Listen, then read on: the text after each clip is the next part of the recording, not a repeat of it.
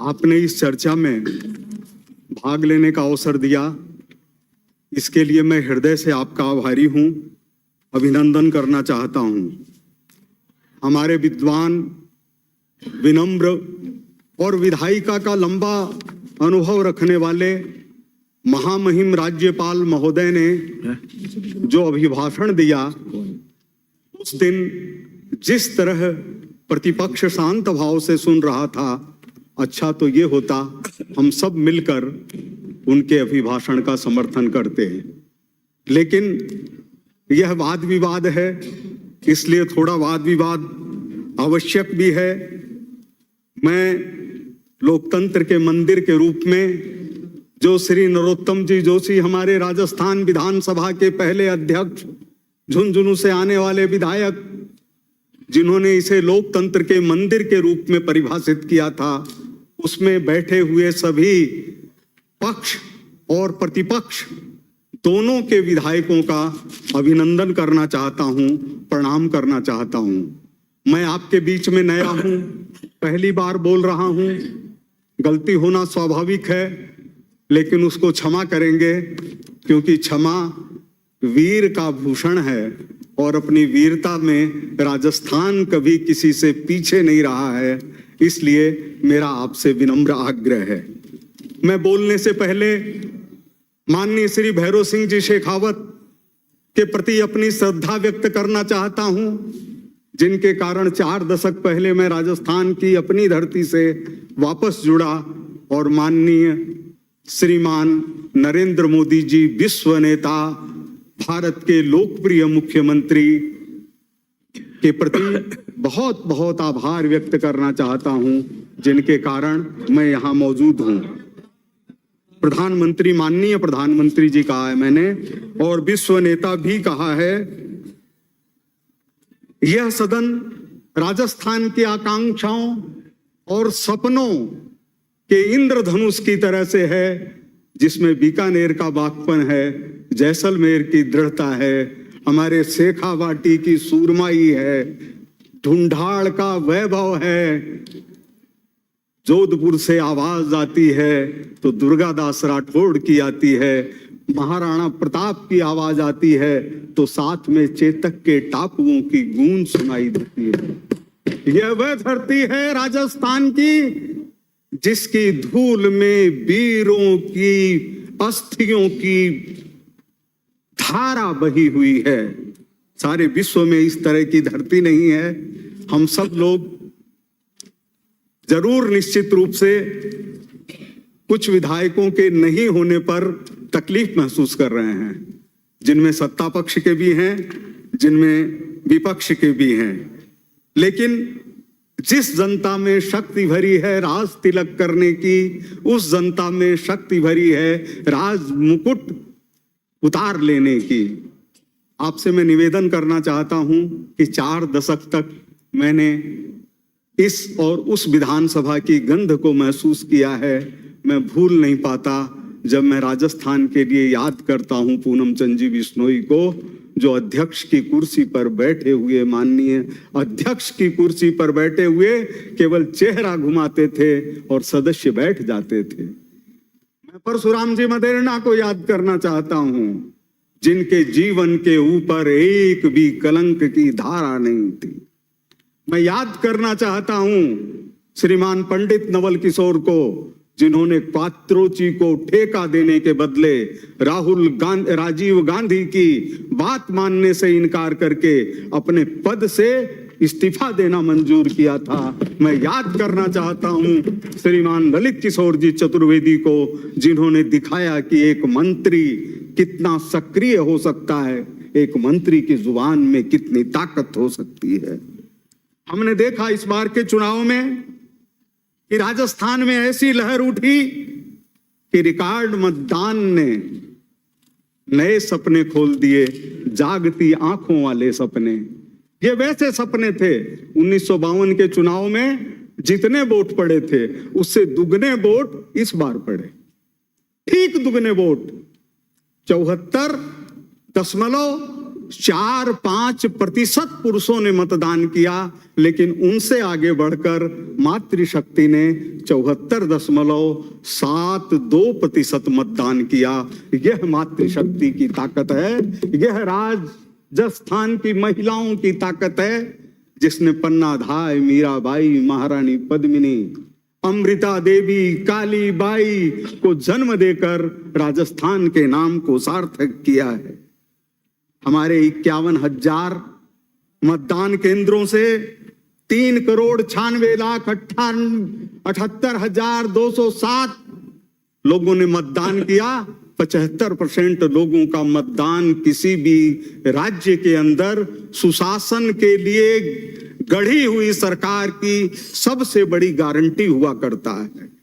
75% वोटों का मतलब है कि जनता हृदय से अपना सरकार चुनना चाह रही है।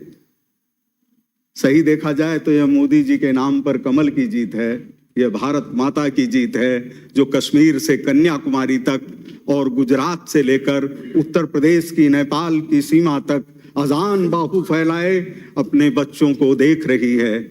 यह हमारे अन्नदाता के चेहरे के मुस्कान की जीत है, जिसने जातिवाद को भुला दिया। मैं ऐसे विधानसभा क्षेत्र से खड़ा था जहां पर मेरा पहले कोई काम नहीं किया हुआ था सिवाय रहने के, लेकिन हमारी जनता ने जाति को भुला करके इस तरह से मतदान किया कि वह एक व्यक्ति की विजय नहीं रह गई, वह अहंकार की पराजय बन गई। जिस अहंकार ने कांग्रेस को आज प्रतिपक्ष में बैठाने का काम किया है। मनुष्य तो वही है, लेकिन जब शासन छोड़ा है तो क्या स्थिति है कि खजाना खाली है और 2 चूहे दौड़ रहे हैं। और वो चूहे कौन हैं? टाइटैनिक डूबता है तो चूहे सबसे पहले भागते हैं। हम सब ने देखा है, कई भाग चुके हैं। भारत की सांस्कृतिक स्वतंत्रता का सूर्य उदय हो गया है। परसों मैं भगवान रामलला के सामने हाथ जोड़े खड़ा था तो मैं प्रार्थना कर रहा था कि हे प्रभु, लखनऊ में ही जब हम निकले हैं तो क्या हमारा जयपुर ऐसा नहीं हो सकता?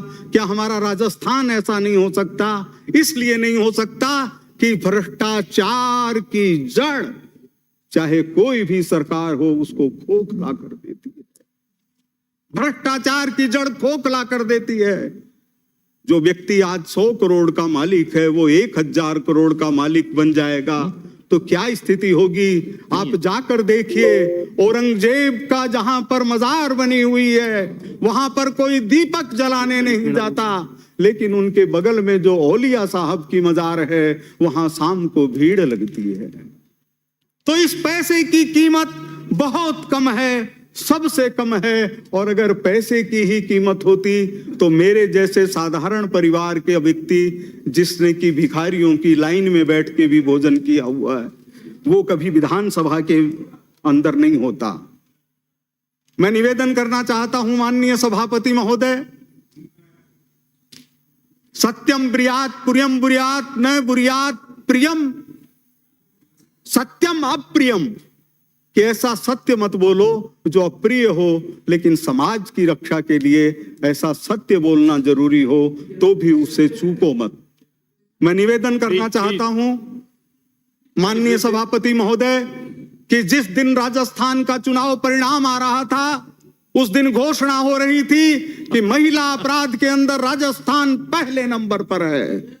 उसी दिन, उसी 3 तारीख को भारत सरकार के आंकड़े जारी हो रहे थे कि राजस्थान महिला अपराध के अंदर नंबर 1 है। मैं केवल सरकार को, पिछली सरकार को दोषी ठहरा करके नहीं चुप रहना चाहता, क्योंकि हमारे सामने, सत्ता पक्ष के सामने जिम्मेदारी है कि वो उसको कम करके दिखा दे। अपना राजस्थान बेरोजगारी के मामले में नीचे से दूसरे नंबर के ऊपर आता है, नीचे से दूसरे नंबर के ऊपर। ये 5000, 10,000 नौकरियों से क्या होने वाला है? जब पेट की आग भड़कती है तो वो क्रांति का रूप लेती है, और इस क्रांति को बचाने के लिए एक ही तरीका है कि हम संकल्प लें कि राजस्थान के अंदर हम एक भी व्यक्ति को बेरोजगार नहीं रहने देंगे। एक भी व्यक्ति को बेरोजगार नहीं रहने देंगे। ये मुश्किल नहीं है, ये मुश्किल नहीं है। गड्ढा मुक्त राजस्थान, सड़कों पर गड्ढे, गंदगी मुक्त राजस्थान मुश्किल नहीं है। गैंग मुक्त राजस्थान ये मुश्किल नहीं है। गुंडागर्दी मुक्त राजस्थान ये मुश्किल नहीं है। लेकिन इसके लिए सरकार का सिर्फ सरकार रहना जरूरी नहीं है, बल्कि सरकार का असरकारी होना भी जरूरी है। और यह सरकार असरकारी थी आपकी वाली, प्रतिपक्ष वाली। केवल 3 महीने जब अशोक जी पहली बार मुख्यमंत्री बने थे तो उनके एक आवाज के ऊपर बांग्लादेशी जयपुर छोड़कर चले गए थे और बरामदे खाली हो गए थे। लेकिन उसके बाद उनकी सरकार का इकबाल खत्म हो गया, उनकी याददाश्त कमजोर हो गई, उनको अपने साथियों में नकारा और निकम्मे नजर आने लगे। यह दुर्भाग्य की बात है। जब हमको अपने परिवार का व्यक्ति, हमारे साथ का साथी नकारा नजर आएगा, निकम्मा नजर आएगा, तो क्या होगा? क्या मेरा बेटा मेरा साथ देगा? नहीं देगा। वो भी घर छोड़कर चला जाएगा, वो भी घर छोड़कर चला जाएगा। मैं किसी की न तो आलोचना में बोल रहा हूं, न समर्थन में बोल रहा हूं। लूट की खुली छूट, लूट की खुली छूट घोषणा करो और भूल जाओ। और आचार्य चार्वाक ने लिखा था, यावत जीवेत सुखम जीवेत तृणम कृत्वा घृतम पीवेत। क्या सारे निगम और बोर्ड ये कहीं से सपना आया? कहीं से किसी ने हिदायत दे दी? 2 महीने में कितने निगम बोर्ड? लगाने को अधिकारी नहीं, पानी पिलाने को चपरासी नहीं, जाने को जगह नहीं। जिले कहां खोल दिए? जहां कॉलेज नहीं, जहां कॉलेज नहीं, जहां 10,000 की आबादी नहीं। भारतीय जनता पार्टी छोटे राज्यों और अधिक जिलों का समर्थन करती है। ये उत्तराखंड, छत्तीसगढ़, ये राजस्थान भारतीय जनता पार्टी के बनाए हुए हैं। जिले कब बढ़े थे पिछली बार? कई जिलों की शुरुआत में तो मैं गया हूं, जब अपना राजसमंद बना, जब अपना दौसा बना, ये जिले भाजपा ने बनाए। लेकिन आपने जिलों की स्थिति क्या कर दी कि जिला एक आदमी से संचालित होता है। उस एक आदमी ने 2 बार पहले वाली सरकार को बर्बाद किया, उस एक आदमी ने कांग्रेस की शासन को बर्बाद किया। क्या हम ये सोच नहीं सकते कि शासन उस एक आदमी के हाथ में नहीं रहना चाहिए? क्या माननीय भजन लाल जी जैसा मुख्यमंत्री मिल सकता है जो कार्यकर्ता का आदर्श स्वरूप है, जिस व्यक्ति ने कभी कोई कलंक नहीं होने दिया? क्या टीकाराम जी जूली जैसा प्रतिपक्ष का नेता हो सकता है? क्या टीकाराम जी जूली जैसा प्रतिपक्ष का नेता हो सकता है? मुझे याद नहीं आता अनुसूचित जाति का व्यक्ति, अनुसूचित जाति के व्यक्ति को प्रतिपक्ष के नेता के रूप में 40 साल के अंदर मैंने इस तरह से दहाड़ते हुए नहीं देखा। लेकिन शर्म तब आती है जब हमारी अनुसूचित जाति की एक महिला सदस्य बोलने के लिए खड़ी होती है और इस तरह से लगता है कि यह कोई कौरव बैठे हैं और जहां द्रौपदी का चीर हरण करने जा रहे हैं। क्या दृश्य है ये? क्या दृश्य है? हम लोगों ने कभी नेहरू नहीं बोला, हम लोग नेहरू जी बोलते हैं, हम लोग इंदिरा जी बोलते हैं। एक मिनट, मैं गलती से माननीय सभापति जी की ओर करके बोल रहा हूँ। राज्यपाल के अभिभाषण पे बहस हो रही है, कोई महाभारत चल रही है। प्लीज प्लीज प्लीज प्लीज आभार करने पर माननीय सभापति महोदय, आभार में अगर भार थोड़ा ज्यादा हो तो जोर आता है। आभार में भार थोड़ा ज्यादा हो थोड़ा जोर आता है। मैं निवेदन करना चाहता हूं, क्या इस चीज को बुलाया जा सकता है? राजस्थान के अंदर जनधन योजना से राजस्थान में 3 करोड़ 34 लाख खाते खुले। क्या इसको बुलाया जा सकता है कि 2.5 करोड़ खाता धारकों को रुपए के कार्ड मिले? माने से समाप्त करें जल्दी ही, 2-4 मिनट में ही। क्या इस चीज को भुलाया जा सकता है कि आयुष्मान भारत के राजस्थान में 1,70,00,000 लाभार्थी माननीय हैं? समाप्त करें। क्या 40 लाख? श्री जुबेर खान बिराजिए। तो मैं आखिरी 1 मिनट लेकर के अपनी बात खत्म करता हूं। सिर्फ एक बात कह के अपनी बात करता हूं कि हम उस राजस्थान विधानसभा की कल्पना करते हैं जिसमें बैठे हुए माननीय सदस्यगण जो मेरी बात की आलोचना कर रहे हैं, उनकी आवाज में ताकत हो और वो ताकत ईमानदारी से भरी हुई हो। उस ताकत के अंदर भारत की भक्ति हो, उस ताकत के अंदर भारत माता की जय हो। मैं इतना कह के अपना स्थान ग्रहण करता हूं। आपने समय दिया, इसके लिए धन्यवाद ज्ञापित करता हूं। माननीय सभापति महोदय, महामहिम राज्यपाल महोदय के अभिभाषण के ऊपर जो वाद विवाद की शुरुआत अजमेर दक्षिण से आने वाली आदरणीय सदस्य अनीता भदेल जी ने किया, और अभी मुझसे पूर्व उसके ऊपर जयपुर सिविल लाइन से आने वाले माननीय सदस्य बोल रहे थे, उन्होंने द्रौपदी जी